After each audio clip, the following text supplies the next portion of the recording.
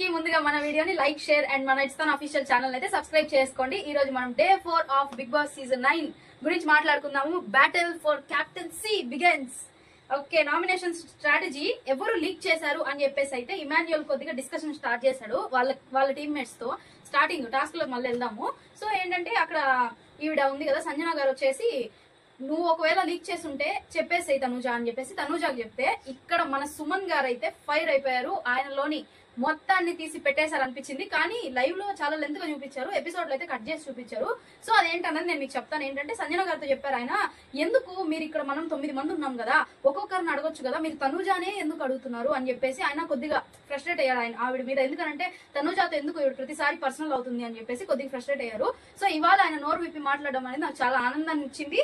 So ఇక్కడతో ఈ discussion అయితే అయిపోయింది. అండ్ నెక్స్ట్ మనం వచ్చేసి ఓనర్స్ అండ్ టెనెంట్స్ డిస్కషన్ దగ్గరికి వెళ్దాం. నెక్స్ట్ వచ్చేసి ఇక్కడ ఓనర్స్ ఏంటంటే కూర్చొని అందరు డిస్కస్ చేసుకుంటున్నారు. ఏంటంటే గ్రూప్ టోటల్ అందరు కూర్చొని ఉన్నారు గార్డెన్ ఏరియాలో, కూర్చొని డిస్కషన్ జరుగుతుంది. ఏంటంటే మనం ఎక్కువ చనువు ఇచ్చేస్తున్నాం వాళ్ళకి అని చెప్పేసి కళ్యాణ్ అయితే మాట్లాడుతున్నాడు. సో దాని ప్రకారంగా వీళ్ళందరూ ఒక ఒప్పందానికి అయితే వచ్చారు. ఏంటంటే మనకి గత 2 రోజులుగా గొడవలు కానీ అన్ని ఎవ్రీథింగ్ సంజన కాజ్ కాబట్టి మనకి ఇవన్నీ ఎక్కువ అవుతున్నాయి, కొద్ది డిస్టర్బెన్సెస్ కానీ మన రిలేషన్స్ లో మనకి కొద్ది గొడవలు రావడం, మిస్అండర్స్టాండింగ్స్ జరుగుతున్నాయి కాబట్టి సో నేను నా ఒపీనియన్ నేను చెప్తున్నాను, ఇది నా ఫైనల్ డెసిషన్ అని చెప్పేసి అయితే కళ్యాణ్ చెప్పాడు.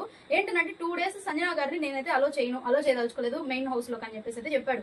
ఇన్ కేసు ఆవిడకి ఏమన్నా ఇమ్యూనిటీ వచ్చి లేదా బిగ్ బాస్ పిలుపు కొరకు ఆవిడ రావడంలో తప్పలేదు కానీ ఇంకా దానికి మనం ఏం చేయలేం. కానీ మనమైతే ఎవ్వరం ఆవిడని 2 days హౌస్ లోకి అలో చేయొద్దు. ఒకవేళ ఆవిడ నేను రావచ్చా అని అడిగినా కూడా వద్దు, మీరు మా ఇంట్లోకి రావద్దని అయితే చెప్పేసేయండి అని అయితే కళ్యాణ్ అయితే చెప్పేసి ఇంకా వాళ్ళు డిస్కస్ చేసుకున్నారు. దానికి వీళ్ళు కూడా ఓకే ఆవిడ వల్లే కదా ఇదంతా జరుగుతుంది అనేసి టెనెంట్స్ కూడా ఏం నోరు మెదపలేకపోయారు. సో ఇక్కడతో ఆ డిస్కషన్ అయితే అయిపోయింది. అండ్ నెక్స్ట్ ఇంట్లో వస్తువులు మాయమైపోతున్నాయి. బిగ్ బాస్ అర్జునుడు ఏం చేస్తున్నాడు అసలు ఇంట్లో? అసలు అర్జునుడి వాయిసే రావట్లేదు. గత 2 రోజుల నుంచి అంత గొడవలు జరిగాయి. ఈ రోజు చూస్తే ఇంట్లో వస్తువులు మాయమైపోతున్నాయి అని చెప్పేసి కంప్లైంట్స్ వస్తున్నాయి. అర్జునుడు ఎక్కడున్నాడో ఏమో అర్థం కావట్లేదు. వస్తాడు, ఆగండి నేనే తీసుకొస్తాను, దొంగలు ఉన్నారు జాగ్రత్త అనేది స్టార్ట్ చేశారు వీళ్ళు. ఇమాన్యుయల్ ఆల్రెడీ చెప్పేశాడు సుమన్ గారికి, ఇమాన్యుయల్ కాదు మనీష్, మీ వస్తువులు మీరు జాగ్రత్తగా పెట్టుకోండి, ఎందుకనంటే నేను మీకు హింట్ ఇచ్చేసాను, జాగ్రత్తగా పెట్టుకోండి, మీ వస్తువులు ఏ క్షణమైనా మాయమైపోవచ్చు అని చెప్పేసి అయితే మనీష్ హింట్ ఇచ్చేసాడు. సో ఇక్కడ ఏంటంటే అందరు సుమన్ గారికి అంత పట్టలేకపోయారు. ఆయన ఏంటి ఇతను ఇలా చెప్తున్నాడు, ఏదో సరదాగా వాళ్ళు ఏదో ఫంటాస్ చేస్తున్నారేమో అని ఆ ఉద్దేశంతో ఏమన్నా ఆయన పట్టలేకపోయాడు. కానీ ఆయన చాలా అమాయకంగా ఉన్నాడు మనిషి. సో దాని గురించి తర్వాత మాట్లాడదాము. అండ్ నెక్స్ట్ వచ్చేసి ఫస్ట్ దొంగతనం జరిగింది. ఫ్లోరా గారి కాజల్ పెన్సిల్ దొంగతనం ఎత్తేసారు. అది ఎవరు ఎత్తారేమో తెలీదు. సెకండ్ దొంగతనం వచ్చేసి సిగరెట్లు అయితే దొంగతనం చేశారు. అది ఎవరు ఎత్తారో నేను చెప్తానండి. అది మన ఇమాన్యుయలే కక్కిచ్చాడు. ఏంటంటే ఏమి ఎత్తేసినా కూడా ఈ 2 వస్తువుల దగ్గర ఇమాన్యుయల్ సంజన గారు కామెడీ జరిగింది. ఇమాన్యుయల్ పడుకొని సంజన గారు తీసుంటే ఇచ్చేసేయండి పాపము, చాలా ఇంపార్టెంట్ కదా వాళ్ళకి, వాళ్ళు ఏమన్నా అనవసరంగా ఫీల్ అయిపోతారు పాపము, ఎందుకు అనంటే మీరు ఎందుకు ఎక్కడ ఏం జరిగినా నా దగ్గరికి వస్తున్నారు అని అంటే ఇమాన్యుయల్ నవ్వుతూ, ప్లీజ్ మేడం ఇచ్చేసేయండి, నాకు తెలుసు దొంగ ఎవరో, ఇచ్చేసేయండి, మీరు ఎందుకు వాళ్ళని సతాయిస్తారని చెప్పి కొద్దిగా కామెడీ జరిగింది. అండ్ నెక్స్ట్ సంజన కూడా అక్కడ మాత్రం ఓవర్ రియాక్ట్ అవ్వకుండా అది ఆ కామెడీగానే తీసుకొని ఎంటర్టైన్ చేశారు. అండ్ నెక్స్ట్ వచ్చేసి ప్రియా వాళ్ళ దగ్గరికి వెళ్ళేసి చెప్పిందంట, ఎవరు ఈవిడ సంజన, సుమంత్ గారు ఫుల్ సీరియస్ గా ఉన్నారైతే ఏంటంటే నేను సుమంత్ గారు సిగరెట్స్ ఎత్తేస్తానని చెప్పేసి ప్రియా దగ్గరికి వెళ్ళేసి చెప్పిందంట. ప్రియా వచ్చి ఇక్కడ కక్కేసింది టెనెంట్స్ హౌస్ లో. ఇంకా ఆవిడ చెప్పేసరికి ఇంకా ఆయన ఇంకా సీరియస్ అయిపోయి సైలెంట్ గా డోర్ తీసుకుని అయితే వెళ్ళిపోయాడు.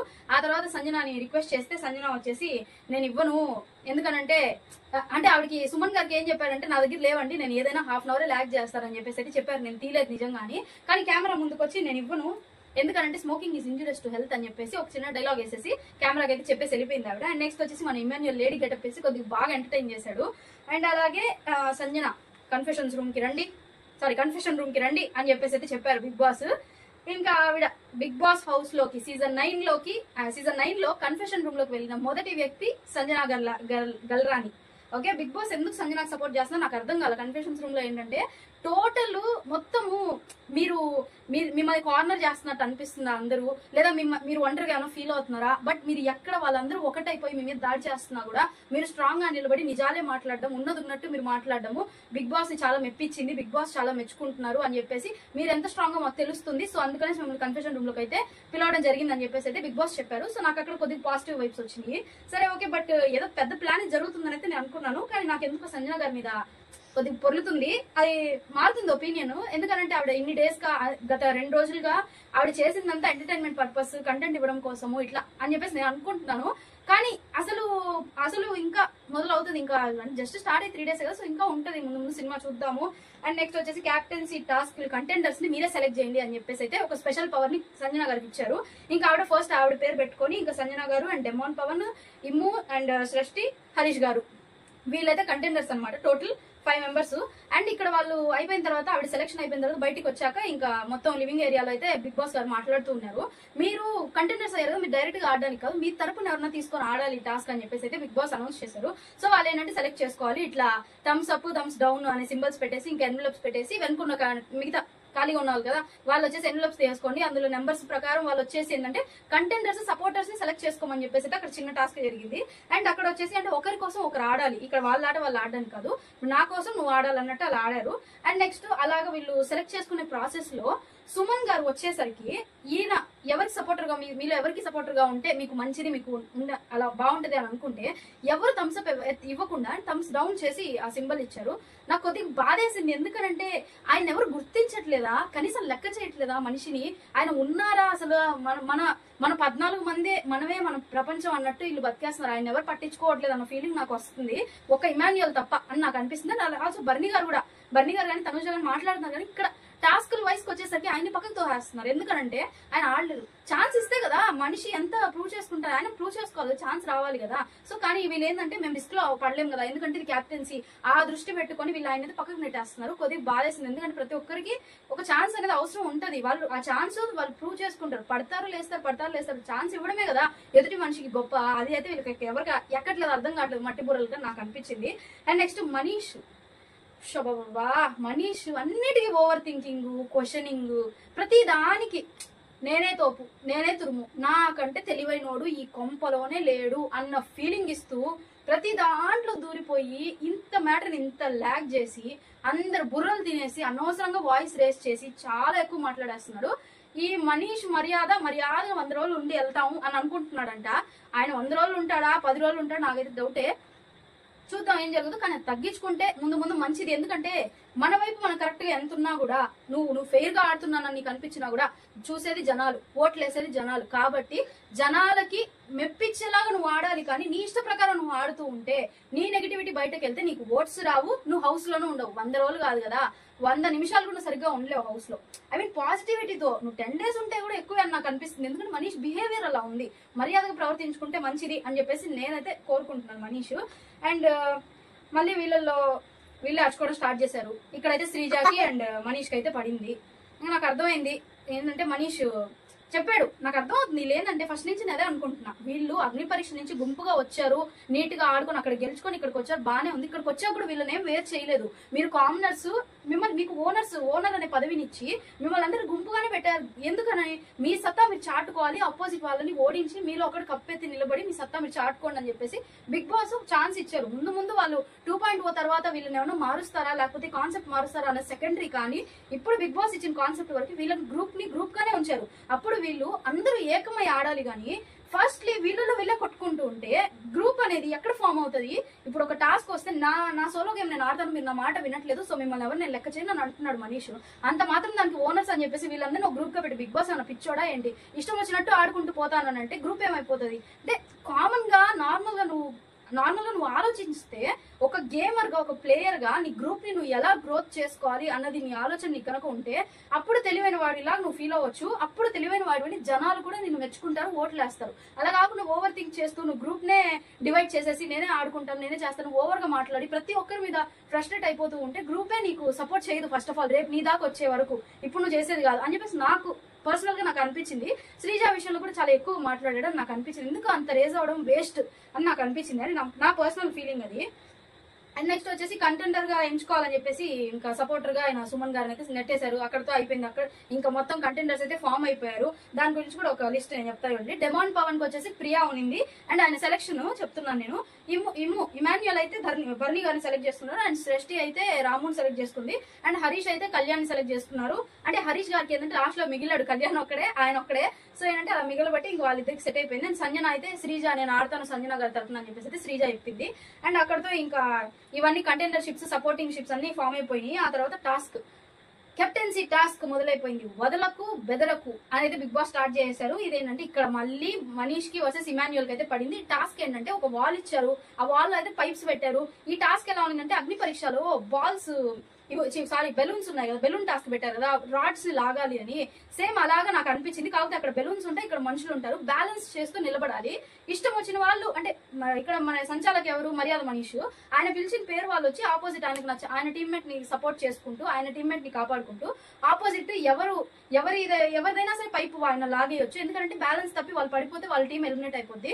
సో అందరూ పోతే ఇక్కడ సపోర్ట్ చేస్తూ వచ్చిన టీం అయితే గెలిచి కెప్టెన్ అవుతారు. కాబట్టి ఆ పరంగా ఈ టాస్క్ అయితే పెట్టారు. ఇంట్రెస్టింగ్ గానే అనిపించింది. అండ్ అలాగే వాళ్ళు అది ట్రాఫిక్ సిగ్నల్స్ పోల్ ఉంటది కదా, అది పెట్టారు, గ్రీన్ లైట్ రెడ్ లైట్ అని చెప్పేసి. సో కొద్దిగా యూనిక్ గా అనిపించింది, బానే ఉంది. కానీ ఇక్కడ ఏంటంటే సంచాలక్ గా ఫెయిల్ అయిన మర్యాద మనీష్ అని నాకు అనిపించింది. ఎందుకు చెప్తాను చూడండి. ఇప్పుడు ఫస్ట్ పవన్ వెళ్ళాడు, ఆయన టీమ్మేట్ ని కాపాడుకుంటూ ఆయన నీట్ గా లాక్కొని వచ్చేస్తున్నాడు. ఆ తర్వాత సృష్టి వెళ్ళింది, అదే సంచాలక్ పిలుస్తాడు పేర్లు, సృష్టి వెళ్ళింది. సృష్టి కూడా గ్రీన్ లైట్ వచ్చినప్పుడు మీరు పట్టుకోవాలి పైప్ అని చెప్పేసి అయితే చెప్పారు. ఎవరు? సంచాలక్ చెప్పారు, బిగ్ బాస్ చెప్పలేదు అన్నమాట. సంచాలక్ కొన్ని రూల్స్ పెట్టుకుంటారు కదా, దాని పరంగా సంచాలక్ రూల్స్ అయితే చెప్పిన తర్వాత సృష్టి గ్రీన్ లైట్ రాకముందే పట్టుకునింది. సో ఓకే సృష్టి అని చెప్పేసి ఏదో ఒక మాట సైలెంట్ వదిలేస్తాడు, ఆవిడ లాక్కుని వచ్చేసింది. ఇమాన్యుయల్ వెళ్ళినప్పుడు గ్రీన్ లైట్ పడకుండానే నువ్వు పట్టుకున్నావు, సో నేను ఇమాన్యుయల్ టీం అయితే ఎలిమినేట్ చేస్తాను అని చెప్పేసి బర్నింగ్ అనేది దించేశారు. అసలు అక్కడ చాలా అన్ఫేర్ అనిపించింది. ఎందుకంటే పవన్ అండ్ సృష్టి ఇద్దరు గ్రీన్ లైట్ రాకముందే పట్టుకొని లాగేశారు. అక్కడ వాళ్ళకి మాత్రం ఫెయిర్, ఇమాన్యుయల్ మాత్రం అన్ఫెయిర్ అని అనిపించింది. పర్సనల్ అవుతున్నాడు అని అనట్లేదు, కానీ అతని అబ్జర్వేషన్ కరెక్ట్ గా లేదు అని నా ఫీలింగ్. ఎందుకంటే అతను అక్కడ కూడా నేను చెప్పిందే వేదం, నాదే పై చెయ్యి, నేనే కరెక్ట్ మాట్లాడతాను, నా కళ్ళే మంచివి, నా కళ్ళే సూటిగా చూస్తాయి అన్న విధంగా ప్రతి దాంట్లో నేనే ఫేమస్ అయిపోవాలి, నేనే దూరుకోవాలి, నేనే నెంబర్ 1 ఉండాలి అన్న ఒపీనియన్ తో, అన్న మనసు ఇదితో అతను మనీష్ అక్కడ అలా బిహేవ్ చేస్తాను నాకు అనిపించింది. అక్కడ ఇమాన్యుయల్ కి అండ్ మనీష్ కి పెద్ద గొడవ అయితే జరిగింది. అఫ్ కోర్స్ కనీసం ఇంత ఒక రౌండ్ కూడా ఆడకుండా అలా ఎలా నువ్వు అన్ఫెయిర్ గా, అది కూడా ఫెయిర్ గా నిజంగా అతను గనక కరెక్ట్ గా నీ రూల్స్ ని పాటించకుండా అతను కనుక లాగుంటే నువ్వు డెఫినెట్లీ ఎలిమినేట్ చేస్తున్నా, అక్కడ అది రీజనబుల్. కానీ అక్కడ అలా కాకుండా నువ్వు అన్ఫెయిర్ గా నీకు కనిపించిందే, నీకు వినిపించిందే వేదం అన్నట్టు నువ్వు అలా చేసేస్తే, ఎలిమినేట్ చేస్తే ఎవరికైనా బాధ ఉంటుంది. అక్కడ ఇమాన్యుయల్ అరుపుల్లో అర్థం ఉందని నాకు అనిపించింది. ఇక్కడ మాత్రం సంచాలక్ గా ఫెయిల్ అయిన మర్యాద మనీష్ అని చెప్పేసి నాగార్జున గారు చెప్పాలి అని నేను కోరుకుంటున్నాను. ఎపిసోడ్ చూసిన మీ ఫీలింగ్ కూడా అలాగే ఉంటుందని నేను అనుకుంటున్నాను. అండ్ క్యాప్టెన్సీ టాస్క్ అయితే డిస్కంటిన్యూ అయింది. రేపు కంటిన్యూషన్ మనం మాట్లాడుకుందాం, బట్ నేను రివీల్ చేసిస్తాను కదా. సో కెప్టెన్ అయితే సంజన గారు అయిపోయారు. అండ్ అది కూడా శ్రీజ విన్ అవ్వడం వల్ల, శ్రీజ ఫుల్ ఎఫర్ట్స్ పెట్టి ఆడి సంజన గారిని అయితే కెప్టెన్ చేసింది. దీని వల్ల సంజన గారికి వచ్చే పవర్స్ ఏంటి, అండ్ నెక్స్ట్ ఆవిడ తరపున ఆడి శ్రీజ గెలిచింది కాబట్టి శ్రీజకి ఏమైనా పవర్స్ వస్తాయా, లేక శ్రీజ ఓనర్స్ కాబట్టి టోటల్ వాళ్ళకందరికీ కలిసి ఆ పవర్స్ పోతాయి, ఏమైనా అడ్వాంటేజెస్ ఉంటాయా ఏంటి అన్నది ఎవ్రీథింగ్ మనకి రేపు రివీల్ అవుతుంది ఎపిసోడ్ లో. కాబట్టి నెక్స్ట్ రేపటి ఎపిసోడ్ లో కలుసుకుందాము. అండ్ నెక్స్ట్ అలాగే వచ్చేసి ఓటింగ్స్ లో అయితే తనూజ ఫస్ట్ ఉంది. అండ్ నెక్స్ట్ ఇది అఫీషియల్ పోల్ చెప్తున్నాను, అఫీషియల్ పోల్ కాదు, అఫీషియల్ గానే చెప్తున్నాను. తనూజ ఫస్ట్ ప్లేస్ లో ఉంది, అండ్ సృష్టి అయితే లాస్ట్ ప్లేస్ లో ఉంది. డెమాన్ పవన్ థర్డ్ ప్లేస్ లో ఉన్నాడు. డెమాన్ పవన్ దగ్గర క్యూట్నెస్ చూసి ఓట్లు వేస్తున్నారు, నాకు అర్థం కావట్లేదు. ఎందుకంటే అతను ఎనీ టాస్క్ అతను ఫెయిల్ అవుతున్నాడు, అసలు సరిగ్గా ఆడట్లేదు, కనీసం ఇన్వాల్వ్మెంట్ లేదు, జస్ట్ అమ్మాయిల వెనుక పడుతూ బ్లషింగ్, కొద్దిగా లవ్, అది ఇది ట్రాక్స్ నడిపిస్తున్నాడు తప్ప అక్కడ అసలు అతని కథ అయితే నాకేం కనిపించట్లేదు. ఎలా అతనికి ఓట్స్ పడుతున్నాయి, మేబీ పిఆర్ టీమ్స్ వల్లనా ఏంటి నాకు తెలియట్లేదు. ఎందుకంటే పిఆర్ టీమ్స్ ఏంటంటే వాళ్ళే ఓట్లు వేస్తున్నారు, ఎందుకంటే సపోర్టివ్ గా ఉండాలి అని చెప్పేసి. కాబట్టి కానీ గేమ్ ని చూసి ఎంకరేజ్ చేయండి అని చెప్పేసి నేను కోరుకుంటున్నాను. ఎందుకంటే ప్రతి ఓటు వాల్యూబులే, ఒక కామనర్ ని గెలిపించమని నేను మొదటి నుంచి చెప్తున్నాను. బట్ అయినా తప్పు చేస్తే ఎవరైనా ఒకటే, కాబట్టి అక్కడ ఆటని చూసి వాళ్ళని సపోర్ట్ చేయండి అని అయితే నేను మనస్ఫూర్తిగా కోరుకుంటున్నాను. Voting lines are open. ఇష్టమైన కంటెస్టెంట్ కి కాకుండా మిమ్మల్ని మెప్పించే కంటెస్టెంట్ కి అయితే ఓటు వేసి, అండ్ ఈ వీక్ నామినేషన్స్ లో నుంచి వాళ్ళని తప్పించి ఎలిమినేట్ అయ్యేది ఎవరో ఏంటో, అండ్ క్యాప్టెన్సీ పవర్స్ గురించి ఎవ్రీథింగ్ మాట్లాడుకుంటూ నెక్స్ట్ వీడియోలో కలుసుకుందాం. అంటిల్ దెన్ చలో right, Tata. Please comment, like, share and subscribe.